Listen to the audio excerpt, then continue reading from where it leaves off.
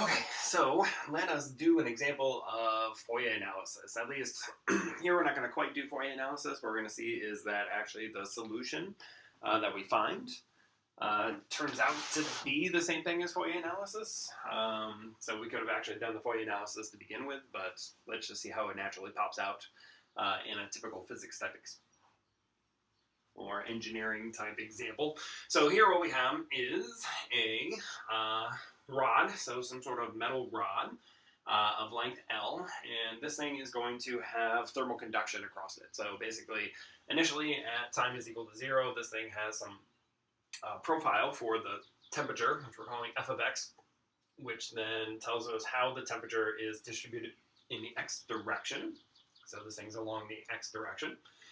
And this thing has some, what's known as a thermal conductive diffusivity. I can't speak. It's way too early in the morning. Wow. Anyways, you can read it from here. Alpha squared, which is basically the rate at which thermal conduction is occurring throughout this rod. Of course, this is going to be material dependent. So different materials are going to have different thermal conductions.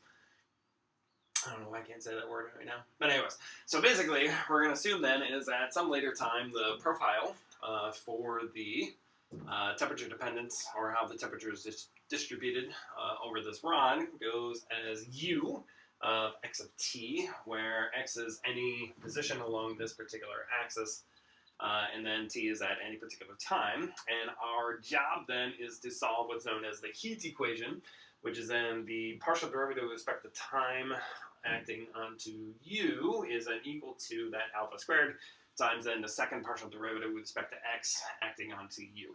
So this is what we call a partial differential equation. So in this case, we have to solve a partial differential equation. Now, the way we solve a partial differential equation is actually very similar to the way we solve a regular differential equation. Actually, it's identically the same. The first thing we have to do is actually what's called separate it. So do separation of variables. So we'll start off with that. Now, for now, I'm not specifying any boundary conditions. Typically, when we have a system like this, we do have to have some sort of boundary conditions. We'll specify two different types of boundary conditions that we can actually have. So for now, I'm just going to do this more in general until we get to the point where we have to actually use our boundary conditions, and then we'll talk about the two different types of boundary conditions. So the first thing we have to do is separate our partial differential equation. Now, the way that we're going to do that is we're going to say, okay, since part of this depends on time and part of it depends on position, we're going to assume then that our u of x of t is actually the product of two functions, where one function is only dependent on x and the other function is only dependent on time. Right? So I'm going to write this then as some capital X, which only depends on the horizontal position of my rod, and then some capital T, which depends on the time. So that's why here I called it f of x instead of t of x, because I'm going to use t for time. I'd have to call it something else, but whatever, as long as you know exactly what these things are for. So good. So typically, what we're going to do then is to separate this differential equation, we're going to use this assumption of the solution, which is called an Ansatz, which is German, and then plug that into this differential equation, and then basically see what happens. Okay? So if I do that, what happens then is what? Well, if I take the partial derivative of this thing with respect to time, since this only depends on x, this comes outside of the differential, which means I'm going to take a partial derivative of the t here. So this is going to become, what, x times then the partial of t with respect to t. That's then equal to alpha squared. And again, on this side, it's only the derivative with respect to x, which means the t function is going to come through. So it's going to be the same thing then as t times then the significant partial derivative with respect to x acting on that function of x. Now, let's go one more step. So basically what happens now is let's divide this entire thing by u. So I'm going to multiply through by 1 over u, or divide by u. And the reason we're going to do that is, as you'll see here in just a second, what that does then is it completely separates. Okay, so basically if I divide by u, what's going to happen here is that the x portion is going to go away. So this left-hand side is going to become the partial of t with respect to t divided by t. I'm also going to divide by alpha squared. So let's put an alpha squared here, just move the alpha squared to the other side. On this side, again, what's going to happen then is the t is going to cancel. So it's going to become the second partial with respect to x, acting on x, all divided by x. So notice here what's happening is this is what we call separated because everything over here depends on t, everything over here depends on x, which means that what? Nothing on this side depends on x and nothing on this side depends on t. So basically anything which depends on x is on one side, anything that depends on t is on the other side. So this is what we call separated. Now, the point of doing this and what makes this so nice and how we actually solve these things is because everything here only depends on t, everything here only depends on x. Well, that means then that the solution of this must be a constant, and this must also be a constant, where those two constants are the same thing. Okay? That's all the same means. So basically it just means that what? Since everything over here only depends on t, so I have something which depends on t has to equal something which depends on x. Well, the only way that that's going to happen is if those two things are simply constant. So what I know is that the left-hand side is equal to a constant, which must be equal to that same constant on the right-hand side. So the left-hand side, I'm going to say, is simply equal to some minus lambda, which means the right-hand side must also be equal to some minus lambda. So ultimately what that means then is that what? The partial with respect to t, acting onto t, divided by alpha squared, pardon me, times t must be equal to negative lambda. Now, the nice thing about that then is since that's true, what that means then is that what? This partial derivative no longer becomes a partial derivative, it becomes simply a full derivative. So what this does then is it gives me now, instead of one partial differential equation, it now gives me two ordinary differential equations. So what I mean in this case then is that what we have is that 1 over x times then the second derivative of x with respect to x must be equal to minus lambda. And simultaneously, then I have to have 1 over alpha times t times the first derivative of t with respect to time must also be equal to minus lambda. And we'll talk about why we're using lambda here in just a second. So basically, all this means then is I have two first-order, well, not two first order, but two ordinary differential equations that I have to solve. Then, once I know the solution of each one of those, given the particular boundary conditions that I have, from there, we can then simply say that what?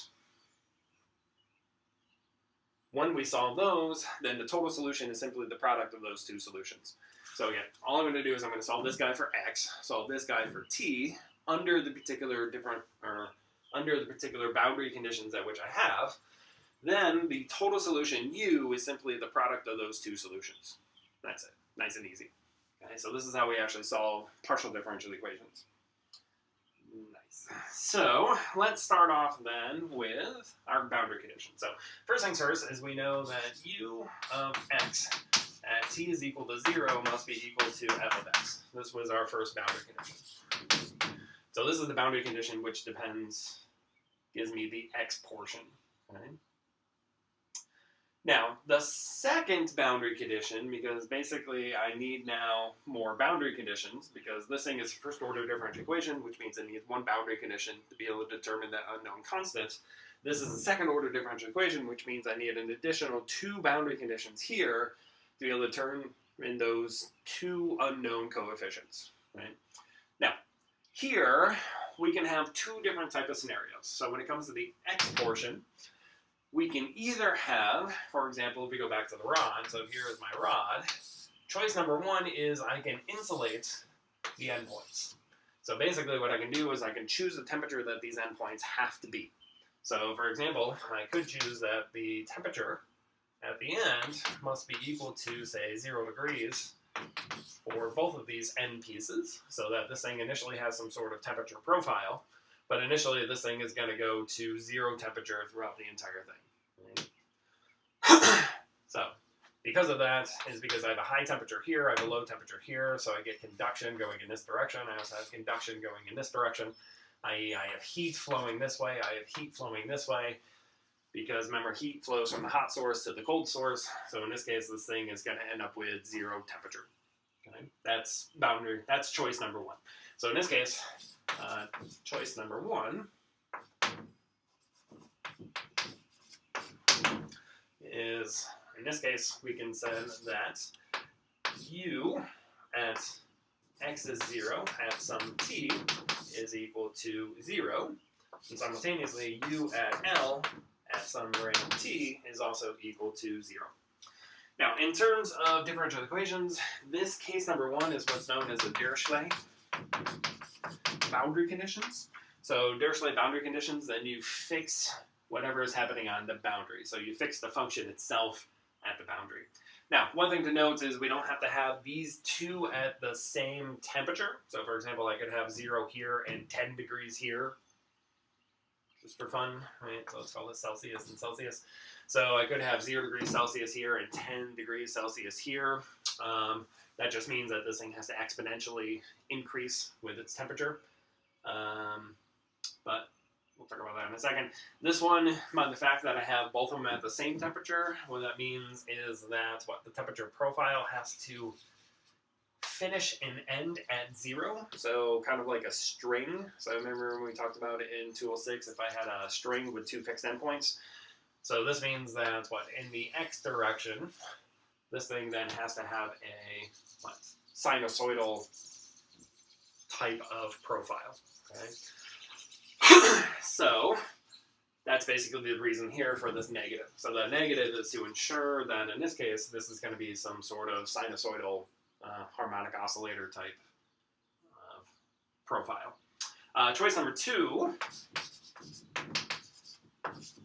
So for choice number 2, instead of setting the value of the function to some constant, in this case we can actually let the derivative, so here we can say that the derivative with respect to x of u at,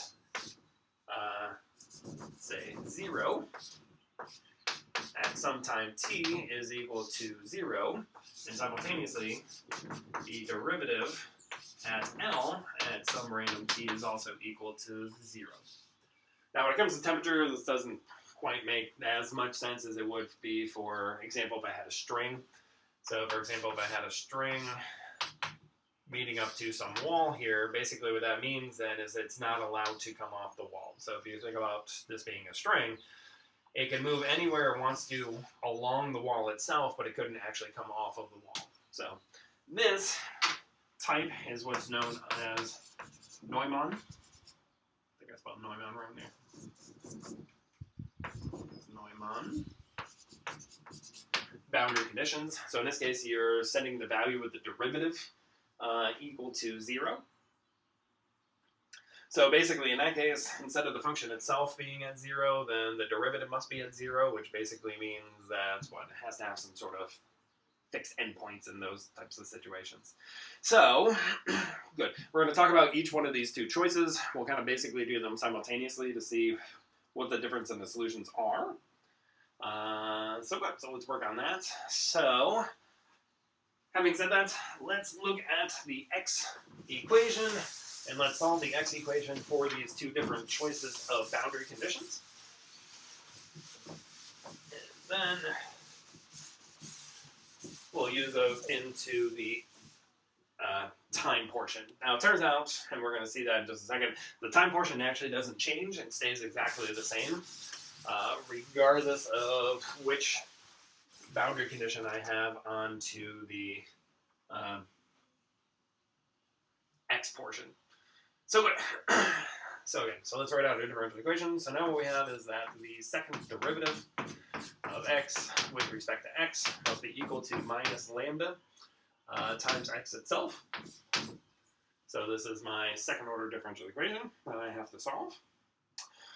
So again, here what we know is this thing has to have solution of a harmonic oscillator. which means x as a function of x must be equal to some a times cosine of the square root of lambda times x plus some b times sine, pardon me, of the square root of lambda times x. Now from here, depending on which choice that I'm going to make, so I'll do the two choices simultaneously. So here, this is choice number 1, and then here, let's do choice number 2. Hopefully I have enough room to work and cut these two things in half. So, first things, for this one, what we need is the derivative. So let's take the derivative of this guy with respect to x. So this is going to be the same thing then as what? Derivative of cosine is negative sine. So I get a negative square root of lambda a times cosine of square root of lambda. Oops, sorry, it should be sine. Plus, derivative of sine is positive, so this is going to be square root of lambda times b times cosine of the square root of lambda times x. Good. So now we're going to apply our boundary conditions. So our first boundary condition was that at x is equal to 0, this thing is equal to 0.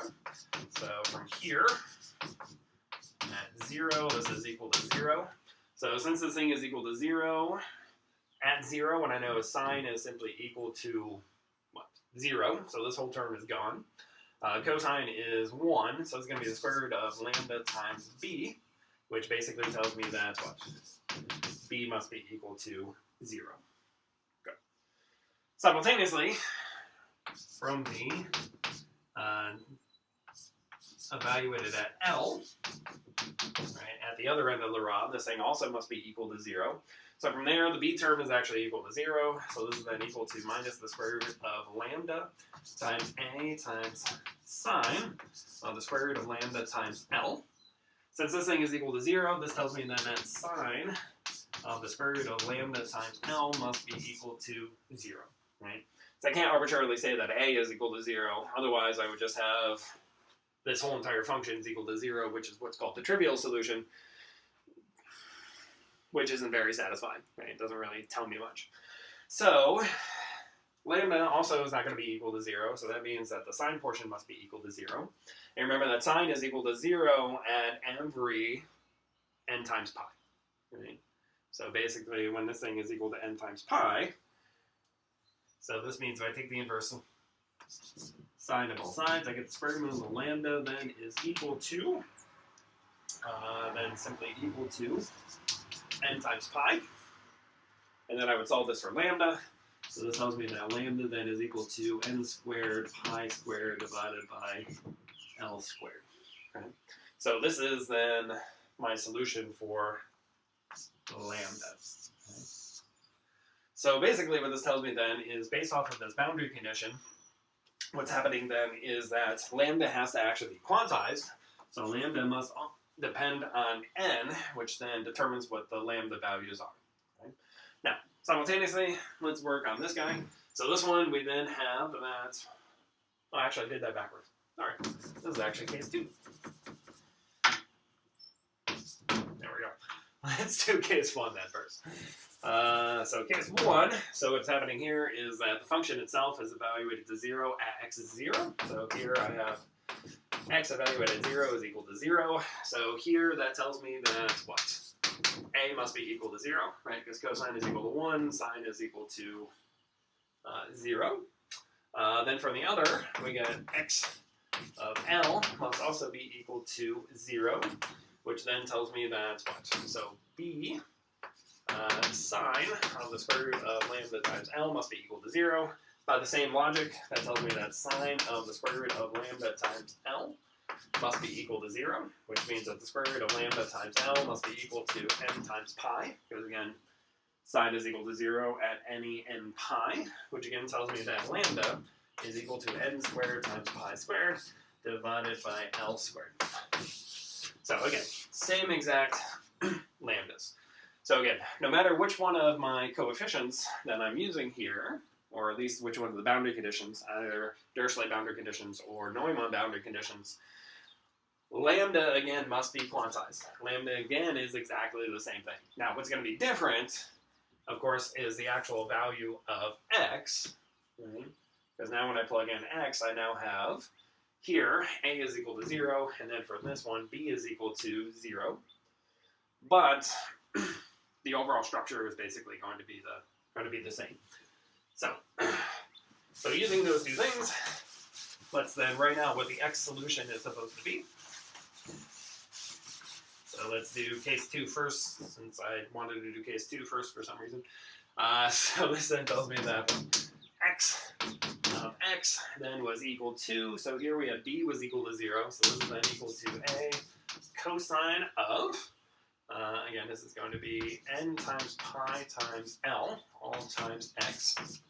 So that's the solution for him. And then for this guy, a is now going to be equal to 0. So in this case, now his solution, x of x is then equal to b times sine of n pi over L times x. So these are then the two different solutions that I have. So again, for the case number 2, Neumann boundary conditions, and then for case number 1, the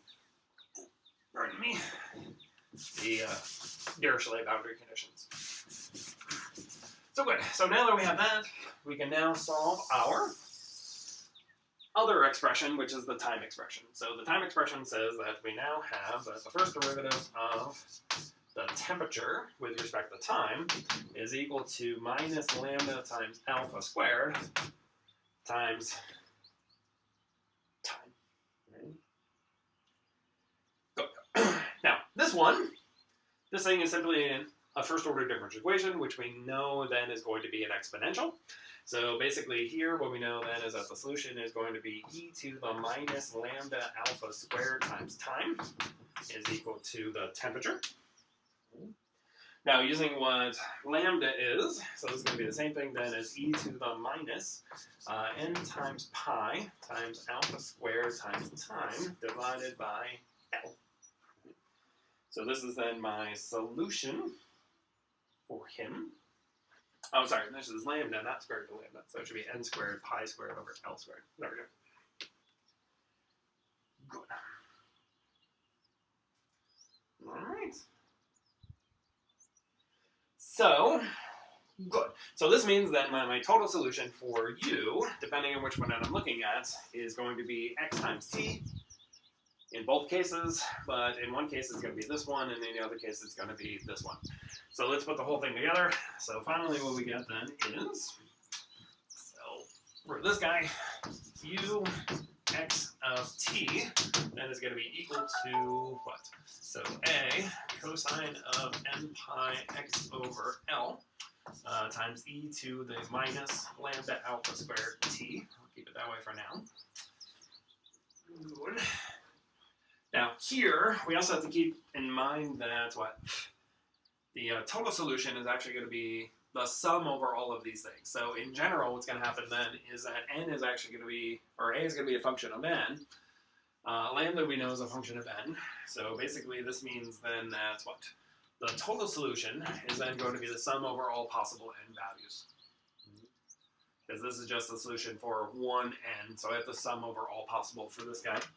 And then here, we get u of x of t, then is equal to the sum, again, over n, of then b, which is a function of n here, times sine, then n pi x over L times e to the minus alpha squared times lambda times t.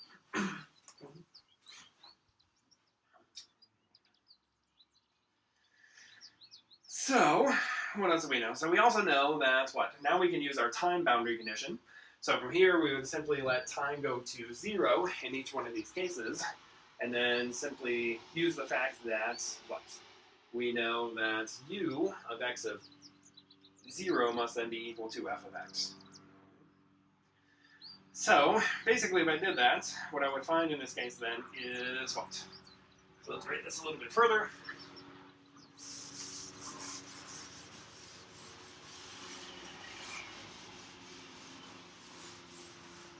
So for case number 1, we get in this case then is that what?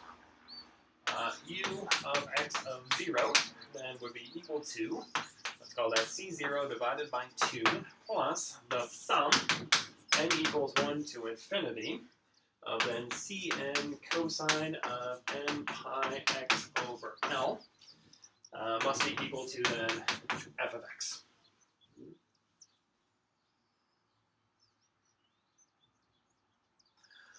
Now from here, this thing looks exactly then like a Fourier expansion, right?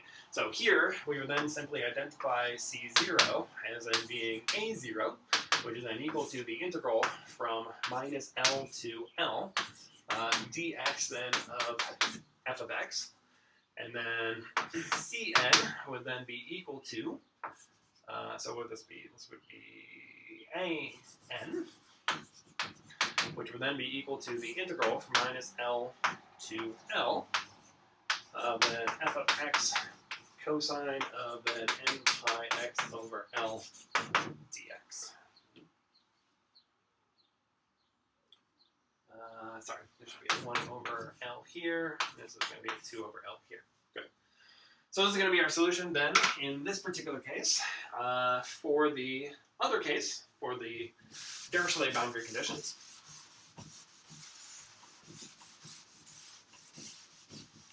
so again, we're simply going to evaluate that guy at 0. So we have u of x of 0 then is equal to, so this is then going to be equal to, what? Sum n equals 1 to infinity, Cn sine of n pi x over L is equal to f of x. So here we can see then that the Cn is actually the same thing as Bn, which is actually the same thing then as 2 over L integral minus L to L, then f of x sine of n pi x over L dx. So basically this is our solution. Then from here, again, the total solution at any time of t, then we would just reintroduce that exponential term back into there. But the way we would determine then the ANs and the CNs are actually we would have to do the integral over the function. So once we actually know what the initial condition is for the profile of the temperature, so whatever that thing actually looks like, so we just have to know the functional form of this. Once we know that, we would then plug it in to figure out all of our different coefficients, again, depending on the initial conditions or the boundary conditions. Okay, as far as the lambda goes, again, it's the same for the time portion, regardless of which choice that we have. So whether we have Dirichlet boundary conditions or Neumann boundary conditions, typically what's going to happen is your problem is going to specify which version that you have. So it's going to explicitly tell you that at the boundary you have an insulated system, so the temperature on each side is, as x is equal to something and L is equal to something, then that's your Dirichlet boundary conditions. So that would lead to this solution. If you had, again, it's now defining or describing what the derivative is doing.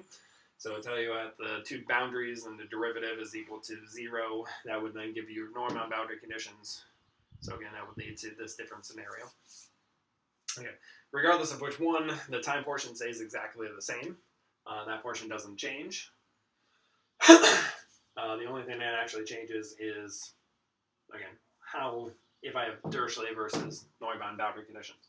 Again, one thing to pay attention to here is if I did have, as I mentioned before, if I did have a rod where this end was fixed at one temperature, say 0 degrees, and this one was at, say, 10 degrees, this thing is not going to be sinusoidal anymore. So basically meaning that here I don't have, two nodes, but what's going to happen is I have to have a node and an antinode. So basically, typically what's going to happen when you have a node and an antinode is you're going to get some sort of exponential behavior. What would happen in that case then is instead of having your second differential equation with that negative sign, it would now become a plus sign, which basically means that instead of having imaginary roots, you're going to have real roots, so this thing is actually just going to be exponentially dependent. So in that case, you won't have the sine and the cosine anymore. You're going to have exponential dependence instead. So that's just one thing to pay attention to. But I don't think we're going to see that in this class. At least I don't remember seeing anything like that. But anyways, you will run into that in higher level, especially when you start differential equations, or in some of your engineering classes, especially when you start doing fluids and thermal conductivity and things like that. All right, so that's the example, and that's the end of this chapter.